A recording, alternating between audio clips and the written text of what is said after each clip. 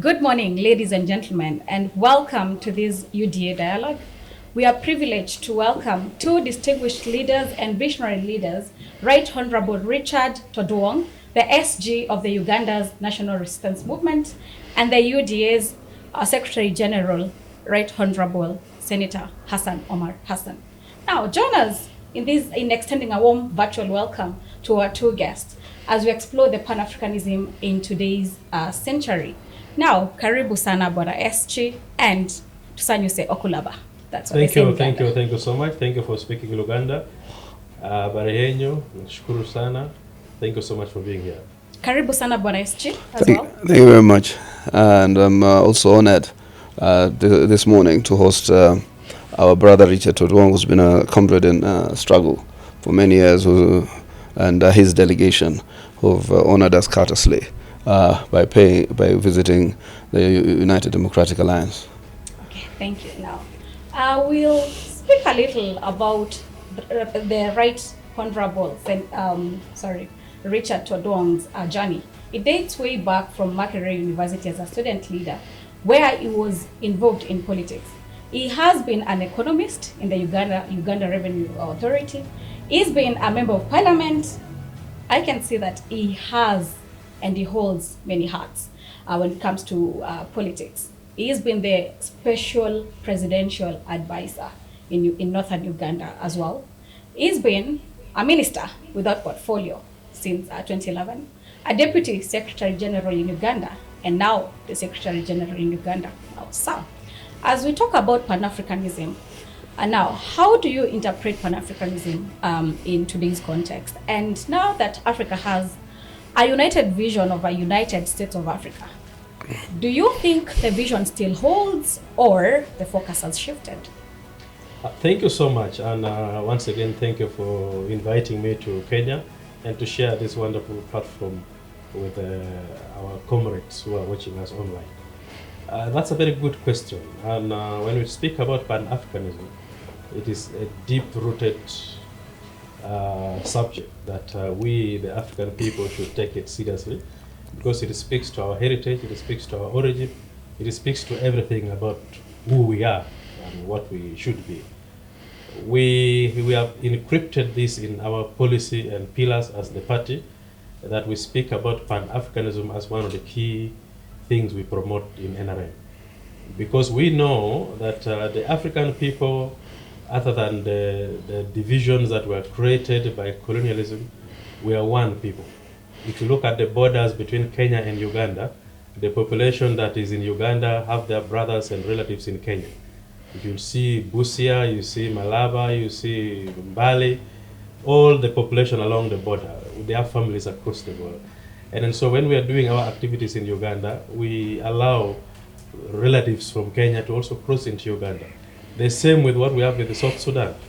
There are many Achuelis in South Sudan than in Uganda, and yet we, the Achuelis of Uganda, we think we are more Ugandan than those in South Sudan, and so on and so forth. So we always believe that the African continent has 5 types of people. The rest are as a result of intermarriages and migrations. These 5 are, one, the Afro-Asiatic, who are in North America, those in Morocco, Tunisia, Egypt, Cairo, and all that. The second group of people in Africa are the Bantus. We know the origin of the Bantus. And then the third group of people are the Nilo-Saharans, the Nilo-Hamites, the Nilos, where the Luos and other groups comes from. The fourth are what we call the Koshans, the Bushmen in South Africa. Now, all other types of people in Africa, you call them whatever name, you call them, you baptize them in whatever tribe, they are as a result of migrations and intermarriages. And therefore, our DNA is one, we are one people. And that is why, culturally, you can detect an African by way of mourning, by way of celebrating excitement, by the way we dance, by the way we express our emotions. And since we have this commonality in origin, our values, our norms, and our future should be a shared future and a shared purpose. And therefore, we speak Pan-Africanism because we believe we are brothers and sisters, and we have similar problems. Outside the continent of Africa, we are looked at as one unit, without segregation. and we find ourselves segregating each other internally here, which is very unfortunate. The continent, Europe, America, Asia, all that look at Africa as a block. And so as they look at us as a block, how do we look at ourselves? Are we the same? Are we one people? Do we share similar problems, challenges? And so that speaks about Pan-Africanism. And therefore in Uganda, we believe that we are one people and our borders are open to everybody in Africa. And that is why there are very many refugees in Uganda, because we accept all Africans from all walks of life to come to Uganda and find space to survive and live. And that speaks to the many things we speak about Pan-Africanism. To our Honorable Senator Hassan, now you're a member of Parliament, Yala. Do you think there should be a political wing of the EAC? First, let me build from what my brother, Comrade Tudwonga, said. I think there's a lot of shift globally that is redefining our polarities. And there was a time when we were pigeonholed in either you're in the east or the west. And I think the leaders of the yesteryears, with the then Yugoslavia leader Tito, started the non-aligned movement. I think right now we must align ourselves with our common future and those who have a shared history with us. And that's why I think from my own personal view, I have been very studious in the UDA party in terms of realigning our foreign policy towards a South-South cooperation, that Africa must integrate more and more and find common ground with the Asia Pacific. I think we have a shared history, and that these people who constitute people with a vision and a future must now look for partnerships that dissociates themselves from the subjugations of neo-colonial, machinations, so that we are now able to uplift the Africans and the whole global South to economic and technological prosperity and shared security, so that we're able to advance the goals of our posterity. So, and in terms of the East African community, I think it is important to have, and I think it was the intention of those who constitute the East African Community Charter or Treaty to put the component of the East African Legislative Assembly, where it becomes a marriage of political contestations and discussions and discourses, and it's not an adversarial parliament. It's a parliament that is built on consensus. So therefore, a lot of the issues must be canvassed and negotiated. And I think we have made studious steps around having a confederation, because our ultimate goal must be to remove the borders and the petitions that those who scrambled up for Africa drew across our societies and our communities, and create one common Africa, but starting with our own federation here in the East African space. I think Uganda and Kenya have advanced so significantly in terms of their DNA politically. We are almost a merged unit of actors and societies. So it is just now a question of our political leaderships demonstrating the grit and the tenacity to advance and conclude this historical mission and vision. So yes, we do need a political aspect of our conversation. I think it is well captured within the East African Legislative Assembly, because it's a structured organization. But I have discussed this with Comrade Tudwong. Political parties then can anchor our continued bilateral relationships and the East African camaraderie by ensuring, because these are governing parties are the ones that determine national policy, and therefore if they become organic and if they can strengthen their party-to-party collaboration, then they can equally impact on the long term the strategic interests of our region and our continent through party-to-party collaboration as an anchor to greater partnerships and East African community. Now, the two SGs have been instrumental in advocating for youth inclusion and economic reforms. Now, the EAC has made some strides in that. However, there are some political challenges here and there.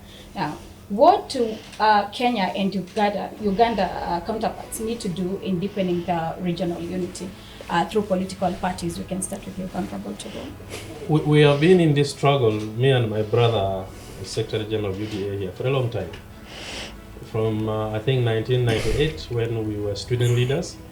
I was a student leader in Makerere University, and he was one of those student leaders in Nairobi University, plus others, who came to Makerere for a conference about the student movement that can bolster and support Pan-Africanism. So as young people then, we were thinking the same subject. And it encouraged us to continue building our synergies and building our unity. And that is where we are now together at different platforms of political parties and still speaking the same. One thing we need to do is creating awareness among our young generation, conscious awareness, so that you know your environment, you know the surroundings, you know the needs of your people, you know the history of your country, and you consciously become a Pan-Africanist, knowing that your purpose and your contribution will improve the organization that you're representing, you support. And therefore, we are committed, and we are going to continue speaking and working with young people in our organizations. I have quite a number of young people in Uganda that we are guiding. And like I've seen in the UDA here, there are quite a number of young people who are pursuing the same goal and objectives. And so together we can build a synergy that can help our young people start a conversation that will link party to party, people to people, and government to government, that together we can build something which can speak for the African continent. We are also in touch with other fraternal political parties. During the BRICS summit in South Africa, we had a discussion along the site meetings of BRICS with most of the political parties of Africa, and we are speaking the same. How do we bring our young people to start speaking the subject of Pan-Africanism? We were together with the African National Congress, the Frelimo Party of Mozambique, RPF, MPLA of Angola, and ZANU-PF of Zimbabwe, RPF of Rwanda, SPLM of South Sudan, and UDA did not attend that meeting, but we sent invitation, and hopefully the next meeting they will attend, and NRM. So we are building a synergy of African revolutionary parties to come and be part of the discussions of Pan-Africanism and how we can bring our young population, young people, to the discussions of the agenda of Pan-Africanism. And just to add to that, I think to a large extent, most of us are now young Africans who have gone through the paces of education that has illuminated some of our thinking and shaped our visions and ideology. And that's why sometimes when Comrade Todwong says we met 3 decades ago, it's part of building that Pan-African thought. And I would urge young Kenyans to look beyond just content creation, to be able to build content and to build a base of education that best reshapes and recasts the path of which these countries must take. I think to a large extent, many young African intelligentsia or elitary that have now better educated and have a vision for their country are now very, very aligned.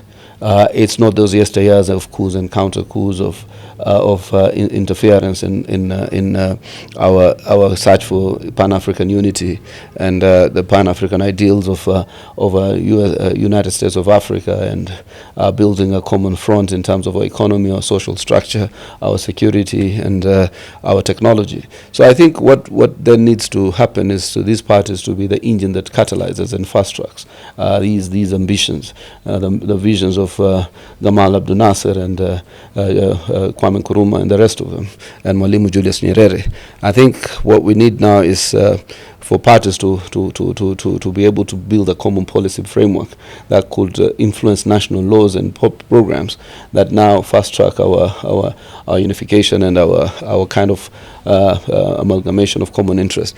As when Prime Minister Raila Odinga was seeking the AUC chairmanship, he wondered, why would you need a visa to get into Nigeria, or just to move across? Why would it be an international flight from Nairobi to Entebbe?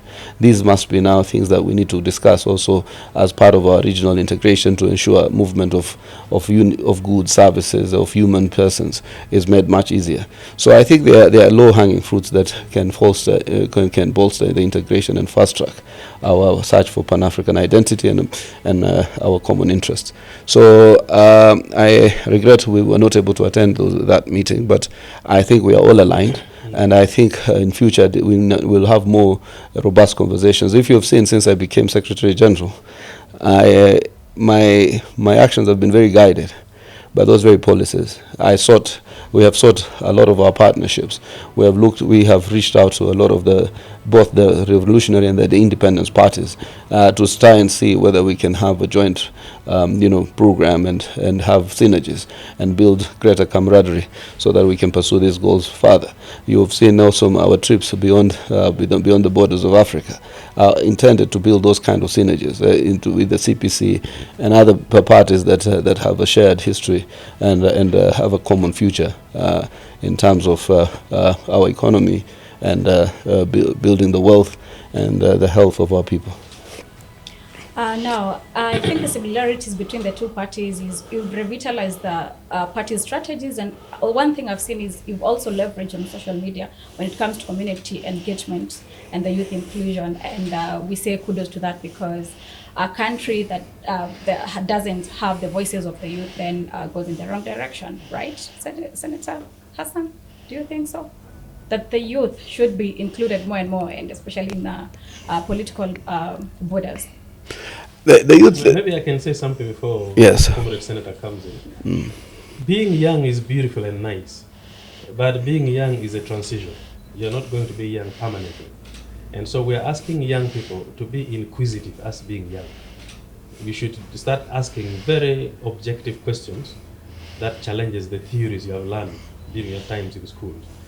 The education system you have gone through, has that education system given you the livelihood you have been looking for as a young person?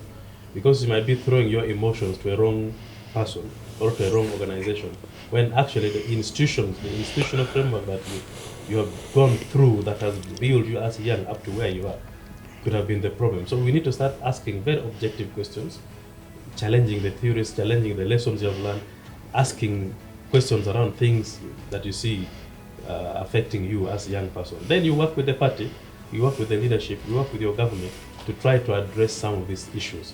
Because it's like young people are being propelled to hold leadership at ransom without questioning how it has come to that point.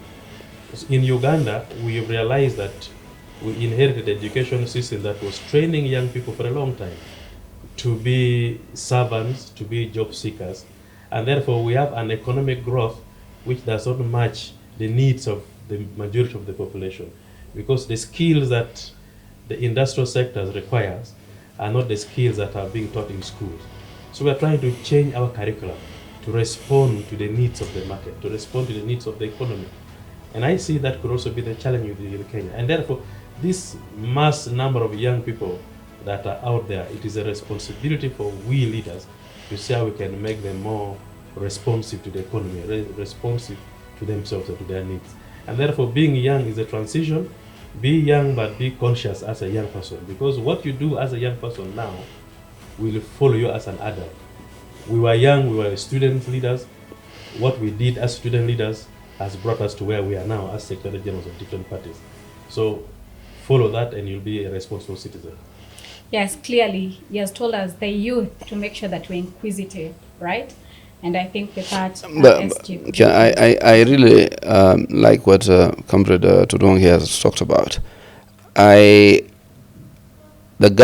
people, our mentors who brought us into the political or social movement at that time, the likes of the late Professor Okumu, were very clear that youth is a stage that you need to manage with a lot of distinction in terms of the choices you make that impact you in the future. I think if you do recall, when we were student leaders, we were not the only ones. We were so many of us who rose to fight then the Moi autarky. I think only a few of us still remain because of the choices we made, because it's a transition. Even if you were to go by the constitutional edict, you are youth until the age of 35 by that definition of law. Then you become youthful before you become a senior citizen of a certain age and bracket. If you do not plan your life between one transition or to another, or between one sector of your life to another, then you find that you expend emotions and all manners of necessary as energies, only for you then to find yourself totally out of the scenario. You can only feign age until that time when age allows it. Ultimately, you have to then show the competence. Your education must kick in. Your social values must kick in. Your vision must kick in. Your networks must kick in. So I think what you do is, the youth is a preparatory stage. That's when you acquire the highest level of learning in education. It is those foundations that make us who we are today. That is why I'm looking for friends in Uganda, in the ANC, in the CPC, in Malaysia, in North Africa. It's because of the education and my ideological inclination or orientation that has formed the person I am. It is like a religion. You are inculcated with the values of the religion that you eventually profess, and continue to search that knowledge. So you cannot just rise from being a Twitter content creator and think you can crystallize social economic transformation. There's a point at which the content will run dry, the excitement will run bare, and then that's when now the resilience of an individual, the education of an individual, the kind of professional grounding that you have, the kind of networks that you've created, the vision you have, will be the only thing then that you can package and sell as part of your continued progression in life. Okay. Honorable Richard Odong, you mentioned BRICS. And now let's delve into economic and sovereignty and the power, especially when it comes to the entry of BRICS, the Brazil, Russia, India, China, South Africa, Egypt, Indonesia, and all. Now, there is the China's growing footprint. Now, do you think African countries should navigate alliances without compromising their long-term interests? Self-consciousness and independence will help us realize whom to deal with, when to deal with them, and how to get involved. That's why we are struggling hard to promote the integration process of our countries. The East African Community integration, SADC, ECOWAS, because many of these BRICS, call it IMF, World Bank, and all those international organizations, they come when they're ready. They know what they want, they know how to relate. And even when you talk about BRICS, joining BRICS, there are also rules and regulations. And for example, when China, India, Russia started this, there were terms and conditions in terms of contributions, in terms of membership, in terms of priorities, which locked out many of African countries. In Africa, it's only South Africa that has been part of it. So I was in the meeting in South Africa, and the rest of the countries in Africa were asking, how can we join BRICS easily? Because we are not part of the G8, we are not part of the International Monetary Fund, and we are not part of this and that.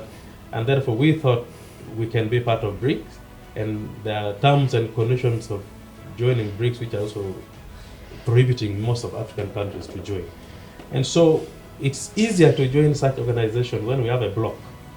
We join as a bloc, we don't join as individual countries. And therefore we are promoting, for example, East African Community Federation. We are encouraging SADC to become solid, we are encouraging ECOWAS to become solid, because you join such organization as a bloc, it is much easier to manage and maintain your presence in that. Because if you go as individual countries, the terms and the conditions are way over that many of these countries can manage. Therefore, we encourage, but before we rush to that, we need to know what is there in for us as countries, as individual countries. We need to do soul searching internally to know whether we should join or we first consolidate what we have started internally. So to Senator Hassan Omar Hassan, do you think that we need an economic alliance strategy as Pan-Africanists to make sure that we have a strategy against the West-dominated institutions? I think our president has talked a lot about reforms of the international financial system. And the only way that reforms can happen is if people also from these other disadvantaged areas or groups of people who appear to be second-class beneficiaries of the international finance system, who appear to be given more conditionalities as a tool of continued hold and manipulation of our own nation states, can now come together and build our common resource. We have significant resources in these countries to be able to propel our own growth and access credit and financing through partnerships that are based on sound common interest or national interests that are based on the shared ideals. And as Comrade Odwong has talked about, but the EAC remains the most integrated regional bloc within the African space. But it will be very, very important that all these then can come together under the African free trade area. Integrate the ECOWAS, the SADC, the North, in terms of the COMESA, so that all these regional cooperation or economic cooperation blocks are able to now fuse into some kind of African free trade area and create industries that are mutual, pursue our infrastructure ambition that connects Africa and connects its people, so that then when I was younger, I was so Pan-African and still am. It didn't matter to me who was winning in the Olympics, as long as he or she was one of our young Africans, whether they're from Jamaica, whether they're from Haiti, whether they're from the United States, whether they're from England. So therefore, it's that partnership. We were competitive. We wanted to win as Kenya. We wanted to win as Africa, but we also shared in the glory of those who have a history with us. So therefore, I think when we can define those parameters and and realize that by you profiling or exercising xenophobic violence against a Nigerian does not necessarily amount to prosperity for you. That's not how God works. Stopping a South Sudanese working in Kenya from pursuing advantages to make himself rich does not mean you will be rich. Sophie, if you don't stifle another for your own growth, God doesn't work like that. God is not what in the metaphoric sense is not a bunwasi, that you tend to disrupt others. So what you do is to allow Tudwong to come and set up a business in Nairobi, the same way I can go and set up a business in Kampala, and there will be no restrictions, there will be no regulations, unless it is just about mitigating illicit financial flows, about mitigating criminal syndicates from taking advantage of our Pan-African camaraderie. So I think there is a lot of opportunities out there for those of us who now, and particularly the young Africans, for building that identity and building that friendship that extends to those they share history and will share a future with. Now, let's talk about security, democracy, and sovereignty, because so far Africa has continued to face instability, be it political instability, be it coups, be it contested elections. Do you think Pan-Africanists need to serve as a stabilizing force, especially when it comes to democracy and governance? Security situation is something which is very sensitive. And when we speak security, we speak a wider security of the people speaks about human needs. When people are hungry, there is no food, they become insecure. When people have no shelter, they become insecure. When people have no freedom, they become insecure. So there are many factors that plays into insecurity and instability. And two, also when governance is questioned, it is factored into security issues. So as African people, as a bloc, we work hard to make sure that we consolidate the question of security around human needs and make sure that we provide human needs as and when it is possible to be provided for. And therefore, governance and institutions of governance around should focus at making sure that governance is as dispensation of governance is as transparent as possible, as uniform as possible, that nobody feels aggrieved, nobody feels marginalized, no section, no ethnic group, no region feels marginalized in terms of governance and accessibility to services from government. That brings peace, that brings unity, and that brings consolidation of Pan-Africanism, because you feel you are considered, you feel you are part of governance, and therefore there is no need for you to feel aggrieved. People feel aggrieved when they feel they are marginalized. And Pan-Africanism speaks about unity and provision for everybody. And then we thank our government that we are doing that for as much as we can afford to do. Senator Homer, on that note, do you think we need to have a Pan-African code of conduct when it comes to elections and democratic transitions? I think it already exists in the African Union Charter, that the democracy and peaceful transitions or democratic change of government and free and fair elections as a cornerstone of part of our African aspiration. And therefore, as Comrade Odwong has alluded, security has more to do with just the violence itself. It has a lot to do with also human progress in terms of ensuring that we are able to take care of the economic and social well-being of our citizenry, to give them the opportunities to access wealth, to access healthcare, to access education, to dignify their lives. I think when we are a dignified person in terms of the basic denominators that affect our lives, then you are likely to be yourself a very security conscious person. That itself is a sense of security. But I am a person also who doesn't believe in dictatorships of those extreme nature. And I think sometimes people do like where we do. I think Comrade Todwong and I, this is my personal opinion, the three most notable changes of governments of late, you also realize some of these great revolutions were brought by men and women with a powered vision, who decided that all other avenues have been exhausted, and therefore some kind of a coup was the only place for those in the bush to push out those entrenched interests and auxiliaries, as David would call them, of colonial subjugation and rule.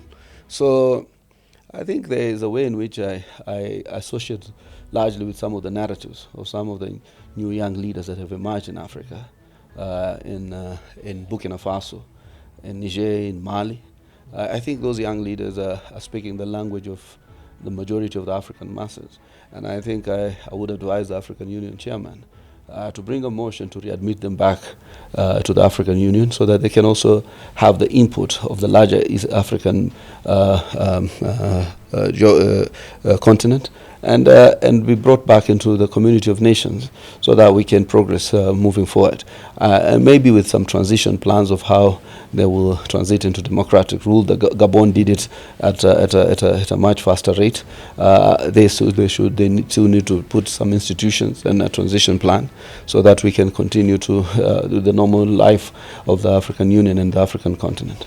Now, as we wind up, let's talk about party-to-party collaboration. Now, between the two parties, the UDA and NRM, do you think there's some lessons that are supposed to be exchanged between the two parties to build stronger ideological parties across Africa, just beyond the electoral machines? Oh yes, we are here to learn from UDA. They were with us in Uganda some few months ago. The Secretary General came with a delegation.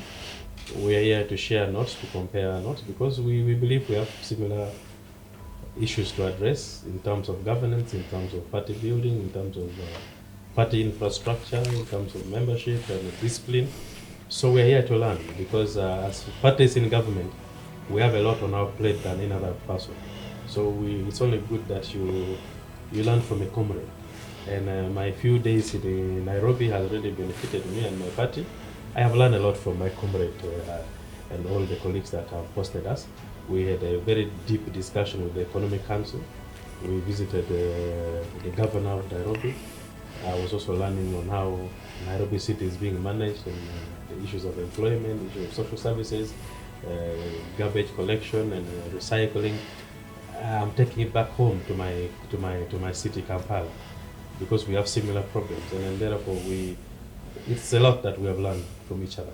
And we pledge to continue sharing and learning from each other? Definitely, we have a lot more to learn from the NRM. It's a choice we have made very deliberately as a party to reach out to other parties that have a history and an experience that we can pick on the salient aspects of party building. You know, Kenya has not had strong political institution. We've never been able to organize or to discipline our politics using political parties, and therefore they just come up as formations from one electoral cycle to another, and largely most of it is engineered by ethnic mobilization and organization. So to break the backbone of ethnicity, we need to have strong political parties and institutions that are founded on strong ideologies and or a clarity of ideas. So therefore, I think for us we have a lot to learn, and a lot to share. So in terms of moving forward, we will have a lot of more conversations that are targeted at some of the salient Pan-African areas of collaboration and our national bipartisan, our bilateral cooperations as two states, and widen that to other participating parties and entities, so that we're able to build a common front. So I look at ourselves also, we will hopefully go and take longer time to learn matters of party building and institutionalization, ideology, and part of the political education that is required to build a strong party and a strong government. So I think there is a lot of areas and opportunities for our continued collaboration, even in terms of policy exchanges. There are certain things they have done right, there are certain things we have done right, and it's there's a border that divides us that is artificial. We need to wipe off those borders and share our experiences and let our people build a common base of friendship and African camaraderie. In closing, Honorable Richard Tudong, what would you tell a young Kenyan who thinks Pan-Africanism should be outdated, or who thinks that Pan-Africanism is outdated and romanticized? To a young Kenyan who might think that, should just realize one thing, that if you're that young Kenyan who think Pan-Africanism is not useful anymore to you, you will realize when you go back to your village and interact with your elders, go and ask your parents, ask your grandparents, the value of socialization, your heritage. Then you will understand that it is important to keep in touch with your heritage. Pan-Africanism is about heritage. It's just not anything else. It's about heritage. It's about preservation of the African race. It's deeper than what we are discussing. So they should take it seriously, and that's why I'm saying they should have inquisitive mind. They should navigate carefully with the modern excitement. They should not have, in the university, when we were silly student leaders, we used to call it, you should not have rural excitement, rural approach to urban excitement. These things we see in urban areas can excite you, but don't be too overly excited about them. Be slow, be calm, learn to listen from your elders, and accept where you're wrong and correct yourself. And that is the only way I can advise you. And again, being young is a transition. You will never be young permanently. And don't say you are young constantly. There's no constant value in being young. But you can be ideologically young, but physically old. If a young Kenyan says Pan-Africanism is outdated, I would blame our education. I think these things must be very integral in our education, so that we package a young African who is willing to and ready to meet the challenges for his generation. So I think there has been a dearth in terms of inculcating very Pan-African values. If you recall, during the presidency of Moi, he will never finish a speech without inculcating the Pan-African values. We have started to resuscitate that with the presidency of President William Ruto in terms of the conversations around Africa, the conversations with the NRM and other partners, and the conversation in the global south. Even if you looked at his, followed his speech in Peking University, I think it's about returning that narrative and that discourse back into our public sector schooling and through to institutions of higher learning. I think it's largely then us who are to build that foundation through the system of education that our young generation of Africans interact with. And with that, we call it a wrap. Thank you so much, the two Secretary Generals, for the insights, and I'm sure the youth have a lot to learn from you. We will keep the conversation going, we'll keep the conversation alive, so that we can interact and find out what we can learn from you too, because you've been visionary leaders so far. Now, to our audience, online audience, we thank you for watching the show. To our studio audience and our technical team, thank you as well. Let's keep this conversation going. Until then, be kind, be bold, and goodbye.